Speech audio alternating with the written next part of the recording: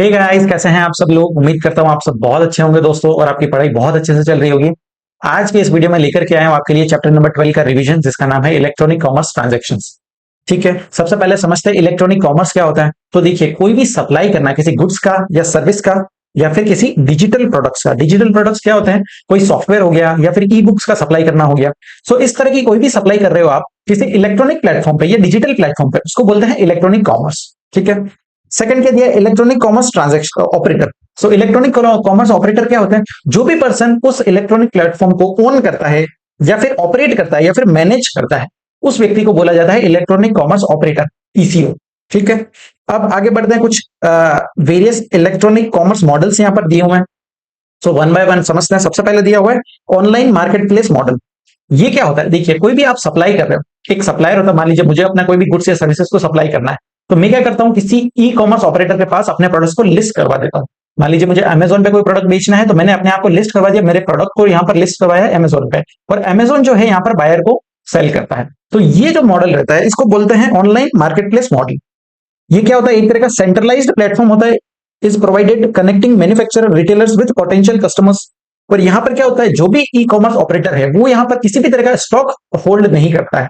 उसका काम सिर्फ और सिर्फ ये है कि वो कस्टमर्स को और सप्लायर को यहां पर मिलवाता है अपने प्लेटफॉर्म पर। ठीक है। और जो भी सपोर्ट सर्विसेज होती है, जैसे कि कौन सी प्रोसेसिंग, पेमेंट प्रोसेसिंग का सर्विस हो गया, या फिर कस्टमर सपोर्ट हो गया, लॉजिस्टिक का सर्विस हो गया, सो इस तरह की सर्विसेज वो इलेक्ट्रॉनिक कॉमर्स ऑपरेटर देता है। एग्जाम्पल्स क्या क्या है? जैसे गुड्स के केस में अमेजोन हो गया, फ्लिपकार्ट, अलीबाबा, मिंत्रा, इस तरह के प्लेटफॉर्म्स हमने देखे हैं। और सर्विसेज के केस में उबर, ओला, जोमेटो, स्विगी, इस तरह के प्लेटफॉर्म्स यहां पर होते हैं, जहां पर वो सिर्फ मिलवाने का काम करते हैं सप्लायर को और रेसिपिएंट। ओके। अब आगे बढ़ते हैं। नेक्स्ट मॉडल क्या दिया हुआ है, जिसका नाम है डायरेक्ट सेल्स मॉडल। अब ये क्या बोलता है? देखिए, कोई भी प्रोडक्ट जो है आपको सेल करना है किसी डिजिटल प्लेटफॉर्म पे, और कोई भी सप्लायर जो है वो अपना खुद के ओन स्टोर पे या फिर वेबसाइट पे सेल कर रहा है। जैसे कि मान लीजिए मुझे अपने कोई भी बुक्स बेचना है या मुझे अपनी क्लासेस सेल करना है, उस केस में मैं क्या करता हूं, अपना खुद का एक वेबसाइट बनाता हूं, और वहां वेबसाइट पे जो भी कस्टमर को वो बाय करना है, जो भी स्टूडेंट को लेक्चर्स बाय करना है, वो मेरी वेबसाइट पर आकर के जो है क्लासेस को बाय कर सकता है। तो ये कहलाता है डायरेक्ट सेल्स मॉडल। यहां पर कोई भी थर्ड पार्टी इन्वॉल्व नहीं है, सिर्फ एक सप्लायर है और एक रेसिपिएंट है, और जो सप्लायर जो सप्लाई कर रहा है वो डिजिटल प्लेटफॉर्म पे कर रहा है। ओके। सो यहां पर क्या होता है, customer browse the company's website, select products और services and complete the purchase directly with the supplier. So directly supplier से ही परचेज कर लेता है। एग्जांपल्स क्या क्या है? अर्बन लैडर हो गया, बीबा हो गया। सो इनके खुद के प्रोडक्ट होते हैं, ये अपनी वेबसाइट के थ्रू सेल करते हैं ये प्रोडक्ट्स को। नेक्स्ट आगे आते हैं। नेक्स्ट दिया है इन्वेंट्री मॉडल। ये क्या होता है? देखिए, in the inventory model, inventory of goods और services is owned by the ECO that it supplies to customer. मतलब जो भी गुड्स या सर्विसेज होता है वो ईसीओ ही ओन करता है और वो यहां से सप्लाई करता है। जैसे कि अमेजोन के केस में या फ्लिपकार्ट के केस में ये इस तरह का मॉडल भी यूज करते हैं, जहां पर जो गुड्स है वो इन्हीं के वेयर हाउस में स्टोर किए जाते हैं और अपने ही गुड्स यहां पर वो सेल करते हैं। This platform takes responsibility for warehousing. मतलब वेयर हाउसिंग का जिम्मेदारी भी उन्हीं का होता है। कोई सप्लायर है जिसके गुड्स जो है काफी बिक रहे हैं, तो उस केस में अमेजोन क्या करता है कि वो अपने ही स्टोर पर वो सारे गुड्स यहाँ पर वेयर हाउस करके रख देता है, और जब भी कोई ऑर्डर रिसीव होगा तो वो अपने ही यहाँ से वेयर हाउस के गुड्स को डिलीवर कर देगा। सो ये रेस्पॉन्सिबिलिटी जो वेयर हाउसिंग का रहता है वो ये ईसीओ का रहता है। इन्वेंट्री मैनेजमेंट हो गया, फुलफिलिंग द ऑर्डर, तो ये सारी रेस्पॉन्सिबिलिटी यहाँ पर इलेक्ट्रॉनिक कॉमर्स ऑपरेटर की रहती है। सो तीन मॉडल हमने यहाँ पर देखे, ऑनलाइन मार्केट प्लेस मॉडल, दूसरा डायरेक्ट सेल्स मॉडल, और तीसरा इन्वेंट्री मॉडल। अब देखिए, आपके करिकुलम में यहाँ पर तीन मॉडल दिए हुए हैं, लेकिन जो इलेक्ट्रॉनिक कॉमर्स का जो बिजनेस है वो कंटिन्यूअसली इवॉल्व हो रहा है। तो हो सकता है फ्यूचर में कोई अलग मॉडल्स भी यहाँ पर जनरेट हो जाए, है ना। और चाहे कोई कॉम्बिनेशन भी हो सकता है। मान लीजिए जैसे हमने देखा एग्जांपल में कि अमेजोन है, वो Amazon online market place model भी फॉलो करता है और इन्वेंट्री मॉडल भी फॉलो करता है। सो इनका कोई कॉम्बिनेशन भी हो सकता है ना। जैसे दूसरा एग्जांपल, जैसे ये डायरेक्ट सेल्स मॉडल है। अब मैं क्या कर रहा हूं, मैं अपने जो भी लेक्चर्स है वो खुद की वेबसाइट पे भी सेल कर रहा हूं, और मैंने यहाँ ऑनलाइन मार्केट प्लेस मतलब मैंने किसी और इलेक्ट्रॉनिक कॉमर्स ऑपरेटर के द्वारा भी मैंने वहां पर गुड्स को लिस्ट कर रखा है। जैसे जीरो इन्फी हो गया, मेक माई डिलीवरी हो गया, तो मेरे लेक्चर्स वहां पर भी लिस्ट करा रखे हैं। इसको बोलते हैं कॉम्बिनेशन। ऑनलाइन मार्केट प्लेस भी है और डायरेक्ट सेल मॉडल भी है। सो इस तरह के कॉम्बिनेशंस भी हो सकते हैं और अनदर मॉडल्स भी यहाँ पर हो सकते हैं। अब नेक्स्ट आ जाते हैं concept of tax payable by the eco on notified services. अब देखिए क्या बोला है, गवर्नमेंट ने यहाँ पर कुछ सर्विसेज को नोटिफाई किया है, और ऐसा बोला है कि जो नोटिफाइड सर्विसेज है उस पर टैक्स पेमेंट करेगा इलेक्ट्रॉनिक कॉमर्स ऑपरेटर।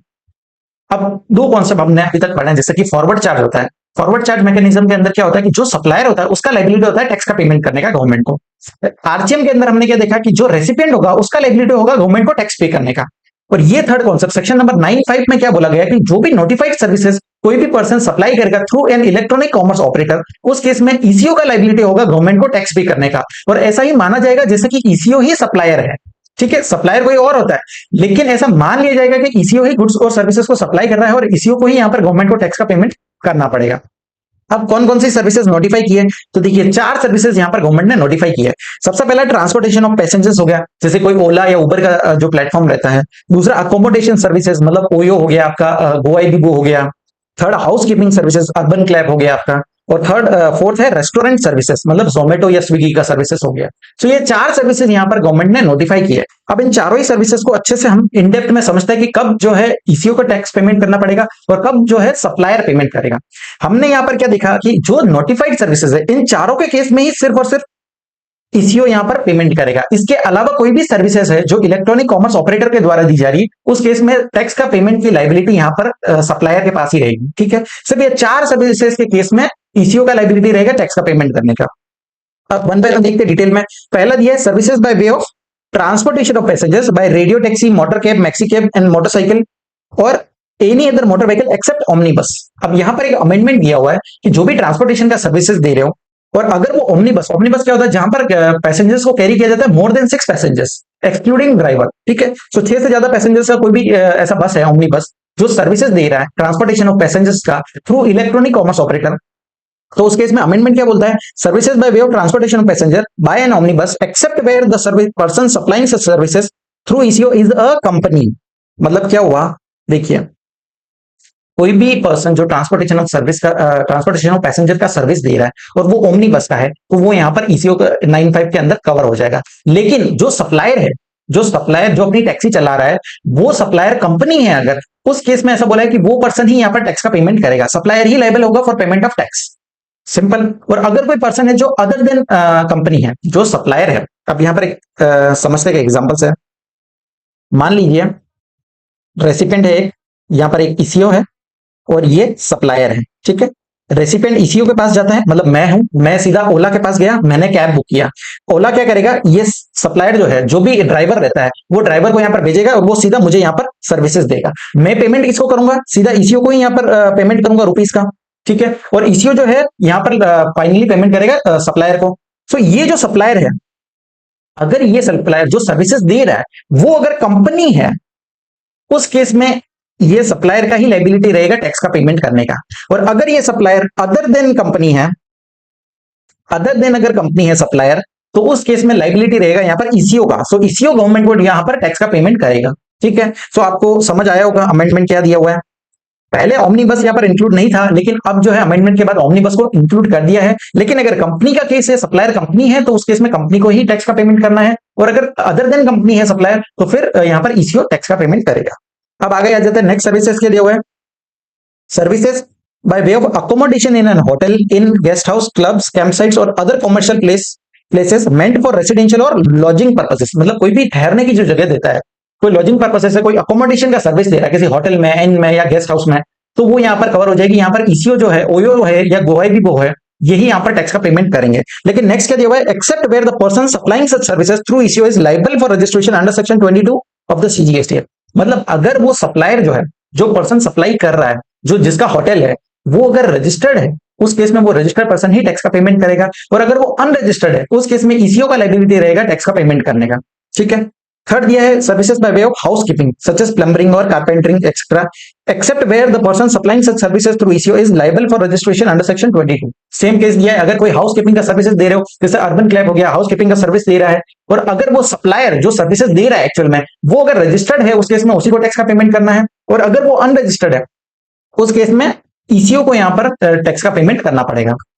सो इन दोनों ही केसेस में आपको देखना है कि क्या आपको देखना है, अगर सप्लायर रजिस्टर्ड है, उस केस में सप्लायर ही टैक्स का पेमेंट करेगा। और अगर सप्लायर रजिस्टर्ड नहीं है, अनरजिस्टर्ड है, उस केस में यहाँ पर ईसीओ का लायबिलिटी रहेगा टैक्स का पेमेंट करने का, और वो यहाँ पर 95 के अंदर कवर हो जाएगा। नेक्स्ट आ जाते हैं, लास्ट क्या दिया है, supply of restaurant services other than the services supplied by restaurant, eating joints etcetera located at specified premises.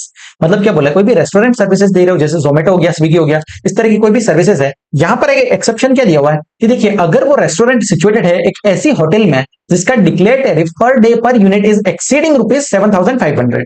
क्या बोला, फिर से सुनो, अगर वो रेस्टोरेंट है वो इस होटल में, ऐसी होटल में सिचुएटेड है जिसका declare tariff per unit per day is exceeding ₹7,500, उस केस में यहां पर जो सप्लायर होगा उसी का लाइबिलिटी होगा टैक्स का पेमेंट करने का, और वो यहां 95 के अंदर कवर नहीं होगा।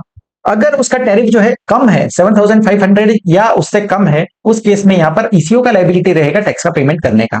सो अगर इन चारों ही केसेस में आप देखोगे तो लाइबिलिटी जो है, गवर्नमेंट का इंटेंशन क्या है कि अगर सप्लायर सक्षम है टैक्स का पेमेंट करने में तो उस सप्लायर को ही लाइबिलिटी रखा है, और अगर सप्लायर कैपेबल नहीं है, छोटा आदमी है, उस केस में ईसीओ को लाइबिलिटी दिया है टैक्स का पेमेंट करने का। ठीक है, अगर वन बाय वन देखो, जैसे कि ट्रांसपोर्टेशन ऑफ पैसेंजर है, अब ड्राइवर को कहां पकड़ देंगे टैक्स का पेमेंट कराने के लिए, तो क्या बोला है कि यहां पर आपको कंपलसरी, चाहे रजिस्टर्ड है सप्लायर या अनरजिस्टर्ड, दोनों ही केस में पीसीओ का लाइबिलिटी है। लेकिन अगर ओमनी बस का केस है और सप्लायर जो है वो कंपनी है तो वो लाइबल है, बड़े आदमी है, तो वो यहाँ पर टैक्स का पेमेंट कर देगा। नेक्स्ट, अकोमोडेशन और हाउसकीपिंग के सर्विस के केस में क्या बोला, अगर सप्लायर रजिस्टर्ड है तो वो आराम से टैक्स का पेमेंट कर देगा। अगर अनरजिस्टर्ड है उस केस में ईसीओ का लाइबिलिटी रहेगा टैक्स का पेमेंट करने का। और रेस्टोरेंट सर्विसेज के केस में क्या बोला है कि नॉर्मली रेस्टोरेंट के केस में ईसीओ को ही टैक्स का पेमेंट करना है, लेकिन रेस्टोरेंट ऐसी जगह सिचुएटेड है, ऐसी होटल में सिचुएटेड है जिसका टैरिफ जो है वो 7,500 से ज्यादा है, मतलब वो बड़ा होटल होगा, बड़ा आदमी होगा, तो वो टैक्स का पेमेंट कर सकता है। ठीक है, उस केस में लाइबिलिटी सप्लायर को दिया है, अदरवाइज जो है लाइबिलिटी ईसीओ का रहेगा। सिंपल, आई होप कि ये आपको कॉन्सेप्ट समझा होगा। अब आगे बढ़ते हैं। नेक्स्ट क्या दिया है, provisions applicable to supplier liable for paying tax applicable to ECO. ये क्या बात करता है, देखिए जो भी ये नोटिफाइड सर्विसेज हमने देखी, इनके केस में लाइबिलिटी जो है वो इलेक्ट्रॉनिक कॉमर्स ऑपरेटर का रहेगा टैक्स का पेमेंट करने का, और यहां पर ईसीओ को ही माना जाएगा कि वो ही सप्लायर है सर्विस का। ठीक है, और जो इनवॉइस इश्यू करने का जो लाइबिलिटी रहेगा वो भी यहां पर ईसीओ का ही रहेगा। इनवॉइस सप्लायर इश्यू नहीं करेगा, इनवॉइस ईसीओ ही इश्यू करेगा। और ये प्रोविजन जो है वो सिर्फ और सिर्फ सप्लाई ऑफ सर्विसेज के केस में ही एप्लीकेबल है, कोई भी गुड्स यहां पर अलाउड नहीं है। अब आगे बढ़ते हैं। नेक्स्ट, अब ईसीओ टैक्स का पेमेंट कैसे करेगा, तो देखिए अगर ईसीओ जो है टैक्सेबल टेरिटरी में लोकेटेड है, उस केस में ईसीओ ही टैक्स का पेमेंट कर देगा, सिंपल केस। अब अगर ईसीओ जो है वो, उसका कोई भी फिजिकल प्रेजेंस नहीं है टैक्सेबल टेरिटरी में, मतलब काफी सारी ऐसी कंपनियां है जो इंडिया में आकर के बिजनेस कर रही है, जैसे अमेजोन हो गया, तो वो बाहर की कंपनी है लेकिन इंडिया में आकर के बिजनेस कर रही है। उस केस में क्या बोले, अगर उसका कोई भी फिजिकल प्रेजेंस नहीं है टैक्सेबल टेरिटरी में, उस केस में जो भी पर्सन उसका रिप्रेजेंटेटिव होगा वो यहां पर टैक्स का पेमेंट करेगा। और थर्ड क्या बोला कि ईसीओ जो है उसका ना ही इंडिया के अंदर, मतलब टैक्सेबल टेरिटरी के अंदर ना ही फिजिकल प्रेजेंस है और ना ही उसका कोई रिप्रेजेंटेटिव है। उस केस में क्या बोला कि ईसीओ को यहाँ पर टैक्सेबल टेरिटरी में एक पर्सन अपॉइंट करना पड़ेगा और वो पर्सन यहाँ पर जो है टैक्स का पेमेंट करेगा। ठीक है, मतलब कोई पर्सन बाहर से आकर के इंडिया में बिजनेस करके पैसा कमा के बिना टैक्स दिए जा नहीं सकता। ठीक है, आपको टैक्स का पेमेंट करना ही पड़ेगा। अगर इंडिया में ही हो, टैक्सेबल टेरिटरी में हो, तो ईसीओ टैक्स का पेमेंट कर देगा। फिजिकल प्रेजेंस नहीं है तो रिप्रेजेंटेटिव टैक्स पेमेंट करेगा। फिजिकल प्रेजेंस भी नहीं है और रिप्रेजेंटेटिव भी नहीं है, दोनों ही केस में जो है एक पर्सन को अपॉइंट करना पड़ेगा ईसीओ को, और वो यहां पर टैक्स का पेमेंट करे। अब आगे नेक्स्ट, ये चीज हम ऑलरेडी देख चुके हैं कि ट्रांसपोर्टेशन ऑफ पैसेंजर्स और रेस्टोरेंट सर्विस, इन दो सर्विसेज के केस में आपको रजिस्टर्ड है सप्लायर या रजिस्टर्ड नहीं है, दोनों ही केस आपको कोई रिलेवेंट नहीं रहेगा, चाहे रजिस्टर्ड है या अनरजिस्टर्ड है, दोनों ही केस में ईसीओ का ही लाइबिलिटी रहेगा। लेकिन अगर अकोमोडेशन का सर्विस है या फिर हाउसकीपिंग का सर्विस है, तो आपको देखना है अगर सप्लायर रजिस्टर्ड है तो फिर रजिस्टर्ड पर्सन ही यहाँ पर टैक्स का पेमेंट करेगा, और अगर अनरजिस्टर्ड है उस केस में ईसीओ का लाइबिलिटी रहेगा। अब मैनर ऑफ रिपोर्टिंग क्या रहेगा, तो देखिए ईसीओ जो है अपने जीएसटीआर 3B में यहाँ पर रिपोर्ट करेगा एज आउटवर्ड टैक्सेबल सप्लाईज, जितने भी उसने सप्लाईज किए कोई भी गुड्स या सर्विसेज का, तो वो यहाँ पर आउटवर्ड सप्लाईज अपने जीएसटीआर 3B में शो करेगा। और payment of tax on notified services, जो भी नोटिफाइड सर्विसेज पे टैक्स का पेमेंट है, is not allowed through ITC of ECO, it has to be paid only in cash. ठीक है, तो जो भी ईसीओ यहाँ पर टैक्स का पेमेंट कर रहा है नोटिफाइड सर्विसेज के बिहाफ पे, तो यहाँ पर उसको पेमेंट सिर्फ और सिर्फ कैश में ही करना पड़ेगा। ठीक है, तो ये था हमारा ईसीओ का कॉन्सेप्ट। अब आ जाते हैं नेक्स्ट सेक्शन नंबर 52, जो बात करता है tax collected at source by ECO. Section number 51 हम ऑलरेडी पढ़ चुके हैं पेमेंट ऑफ टैक्स के चैप्टर में। सेक्शन नंबर 51 क्या बात करता है, टीडीएस का कॉन्सेप्ट है। टीडीएस का लाइबिलिटी किस किस का रहेगा, जो पर्सन कौन कौन सा नोटिफाइड है जो डिडक्ट करेंगे टीसीएस, तो 4 पर्सन यहाँ पर दिए होते हैं। पहला था सेंट्रल गवर्नमेंट या स्टेट गवर्नमेंट, दूसरा गवर्नमेंटल एजेंसीज, तीसरा लोकल एजेंसीज, लोकल अथॉरिटीज, और फोर्थ दिया था नोटिफाइड पर्संस। सो ये 4 लोगों को जो है टीडीएस डिडक्ट करना पड़ेगा जब कॉन्ट्रैक्ट का जो वैल्यू है वो एक्सीडिंग ₹2.5 लाख है, एक्सक्लूसिव ऑफ जीएसटी, मतलब जीएसटी को हटाने के बाद जो है 2.5 लाख से ज्यादा का वैल्यू है, उस केस में टीडीएस डिडक्ट करना पड़ेगा। रेट क्या था, तो देखिए रेट दिया हुआ है 2% आईजीएसटी के केस में, और सीएनएसटी के केस में 1% यहाँ पर दिया होगा। टैक्स का पेमेंट गवर्नमेंट को कब करना है, तो अगले महीने की 10 तारीख तक आपको टैक्स का पेमेंट कर देना है। सो ये हमने सेक्शन नंबर 51 पढ़ा था। अब यहाँ पर 52 क्या बात करता है, टीसीएस का। अब ये क्या बोलता है, where the supplier supplies goods और services through an ECO portal and the payment for that supply is collected by the ECO, the government has placed a responsibility on the ECO not being an agent to collect an amount of at the rate of 1% from such supplies. मतलब देखिए कोई भी person supply कर रहा है eco के द्वारा, तो यहां पर बोला हुआ है कि आपको यहां पर टीसीएस कलेक्ट करना पड़ेगा 1% की रेट से। ये 1% जो है सीजीएसटी के केस में 0.5% रहेगा और एसजीएसटी के केस में 0.5%। सो 1% जो है यहाँ पर टीडीएस डिडक्ट करना, टीसीएस जो है यहाँ पर कलेक्ट करना पड़ेगा ईसीओ को। एक एग्जाम्पल के थ्रू समझते हैं। अब ये क्यूट सी बच्ची है, इसको कोई खिलौना ऑर्डर करना है, तो ये क्या करती है, ऑर्डर प्लेस करती है अमेजोन में, पेमेंट कर देती है और ऑर्डर प्लेस करती है। अब अमेजोन क्या करेगा, यही ऑर्डर को आगे स्टोर पे फॉरवर्ड कर देगा, जो भी इसका सप्लायर है उसको ऑर्डर फॉरवर्ड कर देगा, और जितना पेमेंट उसको रिसीव हुआ है तो वो यहाँ पर he will make payment after deducting TCS, तो वो टीसीएस डिडक्ट करने के बाद यहाँ पर स्टोर वाले को जो है पेमेंट कर देगा। अब जहां पर भी टीसीएस के प्रोविजंस लगते हैं वहां पर 95 के प्रोविजंस नहीं लगेंगे। तो आपको सबसे पहले देखना दोनों में से जो है एक ही चीज लगेगी। अगर कहीं पर 95 एप्लीकेबल हो रहा है तो उस केस में टीसीएस का प्रोविजंस नहीं लगेंगे। ठीक है, ये आपको ध्यान रखना है, दोनों में से कोई एक ही चीज लगेगी। अगर 95 के प्रोविजंस एप्लीकेबल है तो आपको टीसीएस का प्रोविजंस देखने ही नहीं। अगर 95 नहीं लग रहा है उस केस में ही यहाँ पर टीसीएस डिडक्ट होगा। सो टीसीएस का कॉन्सेप्ट सिंपल है, कोई भी ऑर्डर प्लेस कर रहे हो आप तो उस केस में यहाँ पर इलेक्ट्रॉनिक कॉमर्स ऑपरेटर को 1% टीसीएस कलेक्ट करना पड़ेगा।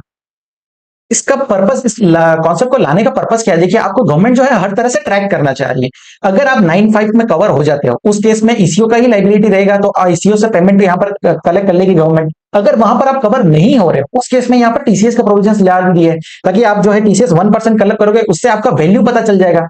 मान लीजिए आपने 10 लाख रुपीज का सप्लाई किया, तो यहाँ पर 1% जैसे ही टीसीएस यहाँ पर आपका कलेक्ट होगा तो गवर्नमेंट का वो पूरा ट्रैक हो जाएगा कि कौन सा ट्रांजैक्शन है और कितने अमाउंट का ट्रांजैक्शन हुआ है। तो यहाँ पर सारे ही पर्सन को ट्रैक करने के लिए प्रोविजंस लाए गए। अब नेक्स्ट इसके कुछ एक्सेप्शंस दिए हैं। एक्सेप्शन क्या बोला है, तो देखिए पहला वाला हम ऑलरेडी देख चुके हैं। अगर कोई सर्विसेज है जो नोटिफाई की हुई 95 के अंदर, 95 की कोई सर्विसेज है तो वहां पर टीसीएस नहीं लगेगा, सिंपल है। और नेक्स्ट क्या दिया है, where the supplier supplies the goods और सर्विसेज और both on his own account through a website hosted by him, there is no requirement to collect tax collected रसीद। मतलब क्या बोला है कि अगर मैं अपना कोई भी सप्लाई कर रहा हूं इलेक्ट्रॉनिक प्लेटफॉर्म पे और वो वेबसाइट मेरा खुद का ही है, उस केस में मैं खुद ही अपने टीसीएस डिडक्ट करके इलेक्ट्रॉनिक कैश लेजर में क्लेम करूं, उसका कोई सेंस नहीं है। तो यहाँ पर बोल दिया कि अगर खुद के अकाउंट पे खुद की वेबसाइट से थ्रू अगर कोई सप्लाई कर रहे हो तो टीसीएस के प्रोविजंस यहाँ पर एप्लीकेबल नहीं हो। ठीक है, सो दो प्रोविजंस आपको यहाँ पर, दो एक्सेप्शंस यहाँ पर क्लियर हो गए। पहला कौन सा, कोई भी सर्विसेज नोटिफाई है 95 के अंदर, और दूसरा कौन सा दिया हुआ है, कोई भी सप्लाई कर रहे हो ऑन वेबसाइट से, उस केस में यहाँ पर टीसीएस के प्रोविजंस नहीं लगेंगे। अब नेक्स्ट क्या दिया है, अ composition tax payer can not make supply of services through an eco. ये हम कंपोजिशन स्कीम के अंदर ऑलरेडी पढ़ चुके हैं। सेक्शन नंबर 10(2) के अंदर कंडीशंस दी गई थी। वहां पर एक कंडीशन ऐसा था कि अगर कोई भी पर्सन है जो सप्लाई कर रहा है सर्विसेज का और वो सप्लाई कर रहा है through an electronic commerce operator, तो वो यहाँ पर एलिजिबल नहीं होगा फॉर कंपोजिशन स्कीम। ठीक है, सो सर्विसेज के केस में तो अलाउड ही नहीं है, लेकिन अगर कोई भी कंपोजिशन टैक्सेबल पर्सन सप्लाई कर रहा है गुड्स का थ्रू एन ईसीओ, तो वो यहाँ पर टीसीएस के प्रोविजंस यहाँ पर एप्लीकेबल हो जाएंगे उस पर भी। अब नेक्स्ट आ जाते हैं, वैल्यू क्या रहेगा। देखिए आपने बता दिया कि 1% की रेट से टीसीएस कलेक्ट करना है इलेक्ट्रॉनिक कॉमर्स ऑपरेटर को। अब किस वैल्यू पे कलेक्ट करना है, तो बोला है कि 1% जो आपको कलेक्ट करना है वो net value of taxable supplies. अब net value of taxable supplies क्या होता है, तो देखिए the aggregate value of taxable supplies of goods और सर्विसेज और both made during any month by all registered person through such ECO. मतलब जितना भी एग्रीगेट वैल्यू है आपका टैक्सेबल सप्लाईज का, एग्जाम सप्लाईज यहाँ पर नहीं है, जितना भी एग्रीगेट वैल्यू, मान लीजिए मैंने 10 लाख का सप्लाई किया है किसी ईसीओ के द्वारा और उस पर मुझे जीएसटी कलेक्ट करने के बाद 11,80,000 रिसीव, 18% का जीएसटी था, तो यहाँ पर टीसीएस कितने पे कटेगा, मतलब कितना टीसीएस कलेक्ट करना है, तो आपको वैल्यू लेना है 10 लाख का, जीएसटी को एक्सक्लूड करना है, आपको जीएसटी को इंक्लूड नहीं करना, जीएसटी को हटाने के बाद जो एग्रीगेट वैल्यू है टैक्सेबल सप्लाईज का उस पर जो है आपको टीसीएस चार्ज करना है। एक्सक्लूड क्या होगा, services on which entire tax is payable by eco under section 95 की सर्विसेज एक्सक्लूड हो जाएगी। और दूसरा क्या बोला है, the aggregate value of taxable supplies return to the supplier during the said month. मतलब जितना भी रिटर्न हुआ है सप्लाईज, मान लीजिए मैंने किसी मंथ में 15,000 के सप्लाईज किए हैं, गुड्स को सप्लाई किया ईसीओ के द्वारा, अब उसमें से मुझे 5,000 के जो है रिटर्न हो जाते हैं कुछ, तो उस केस में क्या बोला है, जो नेट अमाउंट है आपका जो 10,000 जो रहता है उस पर आपको टीसीएस का पेमेंट जो है करना पड़ेगा। Next, it is important to note here that the value of net taxable supplies is calculated at GSTN level on monthly basis। GSTN level पे आपको देखना पड़ेगा हर एक सप्लायर के हिसाब से, और टैक्सेबल सप्लाईज पर भी आपको टीसीएस यहाँ पर कलेक्ट करना है। अब नेक्स्ट यहाँ पर एक कॉन्सेप्ट समझिए, देखिए आपका कोई भी मंथ में आपने सप्लाई किया 25,000, ठीक है, 25,000 के आपने गुड्स सप्लाई किए ईसीओ के द्वारा। अब आपको उस मंथ में रिटर्न जो है पार्सल रिटर्न होते हैं वो 30,000 के आपके रिटर्न हो जाता है। तो इस केस में क्या हो रहा है, माइनस के आपके 5,000 यहाँ पर हो रहे हैं। तो क्या नेगेटिव वैल्यू पे टीसीएस कलेक्ट होगा? तो यहाँ पर बोला कि नहीं, नेगेटिव वैल्यू पे आप कभी टीसीएस कलेक्ट नहीं करोगे। अब नेक्स्ट मंथ में मान लीजिए इसके नेक्स्ट मंथ में मैंने सप्लाई किया है 15,000 का, तो क्या ये 15,000 में से 5,000 लेस हो जाएगा? तो यहां पर बोला कि नहीं, जो भी पिछला आपका नेगेटिव वैल्यू है वो यहां पर कैरी फॉरवर्ड नहीं होगा। ठीक है, आपको 15,000 पे ही आपको टीसीएस कलेक्ट करना पड़ेगा, और जो भी नेगेटिव वैल्यू है उसको आपको इग्नोर करना है, उसको आगे कैरी फॉरवर्ड नहीं कर सकते, उसको वहीं पर इग्नोर करना है। ठीक है, so if returns are more than the supplies made during any tax period, the same would be ignored in current as well as future tax period. So दोनों ही टैक्स पीरियड में आपको उसको इग्नोर करके चलना है। अब नेक्स्ट क्या दिया है? Cases where TCS is not required to be collected. अब कहां कहां टीसीएस कलेक्ट करने की रिक्वायरमेंट नहीं है, तो तीन केसेस दिए हैं। सबसे पहला, कोई भी सप्लाई कर रहे हो जो एग्जाम्प्ट सप्लाई है। अब एग्जाम्प्ट सप्लाई ही एग्जाम्प्ट है, उस केस में टीसीएस के प्रोविजन आते ही नहीं है। दूसरा, supplies on which recipient is required to pay tax on RCM, तो यहां पर वो भी रिक्वायर्ड नहीं है। और थर्ड बोला, इंपोर्ट ऑफ गुड्स और सर्विसेज। मतलब इन तीनों ही केसेस में आपको टीसीएस के प्रोविजन एप्लीकेबल नहीं होंगे, अदरवाइज आपको जो है टीसीएस यहाँ पर 1% डिडक्ट करना पड़ेगा। सो ये हो गया कॉन्सेप्ट। अब आगे बढ़ते कुछ प्रोसीजरल कॉन्सेप्ट दिए हुए हैं। सबसे पहला, जो भी पर्सन टीसीएस कलेक्ट कर रहा है उसको यहाँ पर फॉर्म जीएसटीआर 8 फाइल करना पड़ेगा। ठीक है, ये ECO liable to collect TCS shall furnish a monthly statement in form GSTR 8, जिसमें वो सारी डिटेल्स देगा कितने गुड्स और सर्विसेज उसने सप्लाई किए हैं। ओके, सो ये सारा डिटेल उसको देना पड़ेगा। नेक्स्ट दिया है last date for filing return statement and for deposit of TCS. So TCS का लिमिट भी सेम दिया है जो टीडीएस के केस में हमने देखा है, अगले मंथ की 10th ऑफ अगले महीने की 10 तारीख तक जो है आपको यहाँ पर पेमेंट कर देना है गवर्नमेंट को। नेक्स्ट यहाँ पर TCS detail available to supplier on common portal and claiming of TCS by supplier. मतलब देखिए, जो भी पर्सन यहाँ पर टीसीएस का पेमेंट कर रहा है, the details of TCS furnished by the ECO in GSTR 8 shall be made available electronically to each of the registered supplier। मतलब क्या होता है, देखिए जो भी ECO यहाँ पर GSTR 8 फाइल कर रहा है, तो वो यहाँ पर सारी डिटेल्स देगा कितने सप्लाई किया है उसने अपने पोर्टल के थ्रू, और यहाँ पर जो भी सप्लायर है वो भी अपना GSTR 1 फाइल करेगा। सो जो सप्लायर का GSTR 1 है उसको यहाँ पर GSTR 2A में पूरा डिटेल दिखेगा कि ECO ने कितना डिटेल्स यहाँ पर दिया है। तो आप जो है यहाँ पर रिकंसिलिएशन कर सकते हो, और ये दोनों ही डेटा मैच होने चाहिए। ईसीओ का जीएसटीआर 8 और सप्लायर का जीएसटीआर 1 दोनों ही मैच होनी चाहिए आपस में। ठीक है, सो यहाँ पर आपको डिटेल रजिस्टर्ड सप्लायर को यहाँ पर डिटेल अवेलेबल करा दिया जाएगा। नेक्स्ट, अब आपका कोई भी एरर हो जाता है, ठीक है, if after submission of GSTR the ECO discovers any discrepancy there on his own not being as a result of any scrutiny, audit, inspection और एनफोर्समेंट प्रोसीडिंग्स। मतलब उसको कोई भी डिस्क्रिपेंसी या एरर यहाँ पर फाइंड आउट होता है, उस केस में वो यहाँ पर रेक्टिफाई कर सकता है उस डिस्क्रिपेंसी को इन GSTR 8 in the same month. मतलब जो मंथ में उसको नोटिस हुआ है उसी मंथ में उसको जो है रेक्टिफाई करना पड़ेगा वो एरर्स को।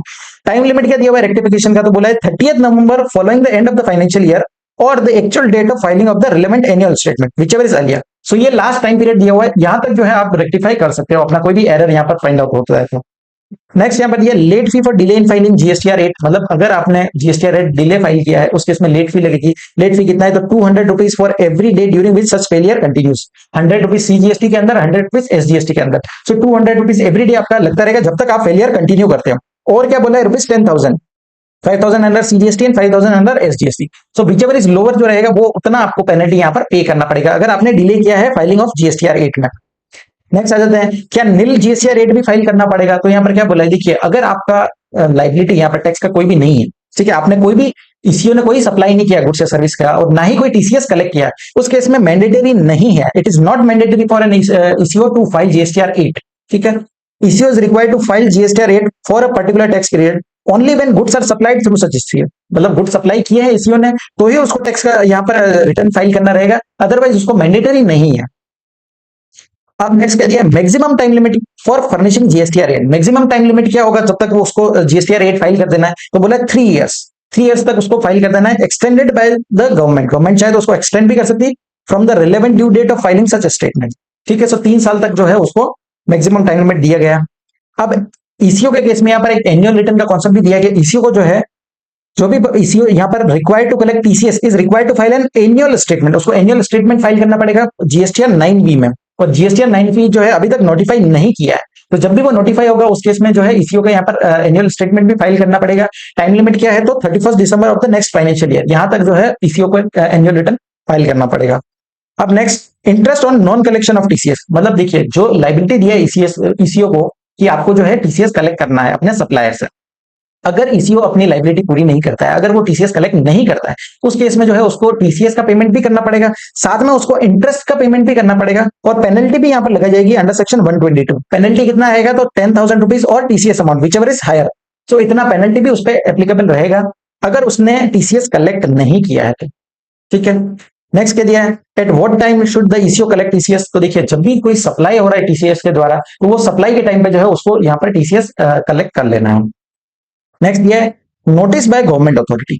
ये कॉन्सेप्ट क्या बोलता है, देखिए कोई भी ऑफिसर है not below the rank of deputy commissioner, तो वो अगर चाहे तो ईसीओ पर नोटिस इशू कर सकता है और उनसे डिटेल्स जो है यहाँ पर मांग सकता है। अब कौन कौन सी डिटेल्स मांग सकता है, तो details relating to volume of goods और सर्विसेज सप्लाइड, मतलब कितने गुड्स और सर्विसेज उसने अपने पोर्टल के थ्रू यहाँ पर सप्लाई किए हैं। और नेक्स्ट क्या है, the stock of goods lying in warehouse और गोडाउन, मतलब ईसीओ के गोडाउन में या वेयर हाउस में कितने गुड्स जो है लाई करते हैं। सो ये दोनों चीजें जो है यहाँ पर मांगी जा सकती है, और यहाँ पर ईसीओ का लाइबिलिटी रहेगा to furnish such details within 15 working days, मतलब 15 वर्किंग डेज के अंदर अंदर जो है उसको वो डिटेल्स यहाँ पर फर्निश करनी पड़ेगी। अगर ईसीओ नहीं कर पाता है इस तरह की, अगर वो डिटेल्स फर्निश करने में असफल रहता है, उस केस में यहाँ पर उस पर पेनल्टी लगाई जाएगी अंडर सेक्शन 122, और साथ ही साथ जो जनरल पेनल्टी है ₹25,000 की, वो भी यहाँ पर ईसीओ पर लगाई जाएगी अगर वो प्रोविजंस का कंप्लाइन नहीं करता है। अब नेक्स्ट यहां पर आ जाते हैं अमेंडमेंट दिया हुआ है। ये अमेंडमेंट क्या बात करता है समझिए, clarification on TCS liability in case of multiple ECOs in one transaction. तो इसको एक एग्जांपल के थ्रू समझते हैं। देखिए एक रेसिपिएंट है, वो रेसिपिएंट यहां पर जाता है ईसीओ के पास कोई ऑर्डर करने, ये ईसीओ 1 है। अब ये ईसीओ 1 क्या करता है, ईसीओ 2 को वही ऑर्डर ट्रांसफर कर देता है, और ईसीओ 2 यहां पर सप्लायर को डिटेल देगा। तो यहां पर क्या हो रहा है, मल्टीपल ईसीओज है। उस केस में यहां पर कुछ डाउट्स थे जिसको क्लैरिफाई किया है। पहला इश्यू जो है वो क्या बोलता है कि इस केस में टीसीएस कलेक्ट करने का लायबिलिटी किसका रहेगा। देखिए एग्जांपल आपको क्लियर है, रेसिपिएंट है, उसने यहाँ पर ऑर्डर दिया है ईसीओ 1 को, ईसीओ 1 ने वही ऑर्डर आगे फॉरवर्ड कर दिया ईसीओ 2 को, और ईसीओ 2 जो है वो फाइनली सप्लायर से डील करता है। तो टीसीएस का लायबिलिटी यहां पर बोला है कि टीसीएस का लायबिलिटी यहां पर ईसीओ 2 के पास रहेगा, जो सप्लायर साइड का ईसीओ है। ये रेसिपिएंट जो है ये ईसीओ 1 से जुड़ा हुआ है, और सप्लायर जो है वो ईसीओ 2 से जुड़ा हुआ है। तो यहां पर टीसीएस कलेक्ट करने का लायबिलिटी बोला है ईसीओ 2 का रहेगा, जो अल्टीमेटली सप्लायर को पेमेंट कर रहा है। रेसिपिएंट पेमेंट करेगा ईसीओ 1 को, ईसीओ 1 पेमेंट करेगा ईसीओ 2 को, और ईसीओ 2 जो है वो यहां पर पेमेंट फाइनली करेगा सप्लायर को। सो जो भी पर्सन सप्लायर को पेमेंट कर रहा है उसका यहां पर टीसीएस कलेक्ट करने का लायबिलिटी रहेगा। ठीक है, यही था हमारा इश्यू नंबर 1। सेकंड इश्यू क्या बोलता है, in case where multiple ECOs are involved in a single transaction of supply of goods or service and the supplier side ECO मतलब जो ये ECO है is himself the supplier of said services, मतलब क्या हो रहा है, जो ये ECO 2 है यही गुड्स और सर्विसेज को सप्लाई कर रहा है। मतलब ये जो केस है ये यहाँ पर पिक्चर में ही नहीं है। ठीक है, सप्लायर यहाँ पर पिक्चर में ही नहीं है, सिंपल यही ट्रांजैक्शन है। उस केस में टीसीएस कलेक्ट करने का लायबिलिटी किसका रहेगा, तो देखिए ये तो सिंपल केस हो गया, रेसिपिएंट ईसीओ 1 के पास गया, ईसीओ 1 जो है ईसीओ 2 को बोल रहा है, और यही बंदा जो है सीधा रेसिपिएंट को सप्लाई कर रहा है। तो इस केस में लायबिलिटी किसका रहेगा टीसीएस करने का, तो ये लायबिलिटी रहेगा ईसीओ 1 का, जो अल्टीमेटली पेमेंट कर रहा है ईसीओ 2 को, क्योंकि ईसीओ 2 यहाँ पर सप्लायर है, वही गुड्स को सर्विस को सप्लाई कर रहा है। तो ईसीओ 1 का लायबिलिटी रहेगा टीसीएस कलेक्ट करने का, और सेक्शन 52 के प्रोविजन जो है वो ईसीओ 1 पर लगाए जाएंगे। सो ये था हमारा पूरा चैप्टर इलेक्ट्रॉनिक कॉमर्स ट्रांजैक्शन का। आई होप ये वीडियो आपके लिए हेल्पफुल रहा होगा और आपको अच्छा लगा होगा। सो आज के लिए इतना ही, थैंक यू सो मच।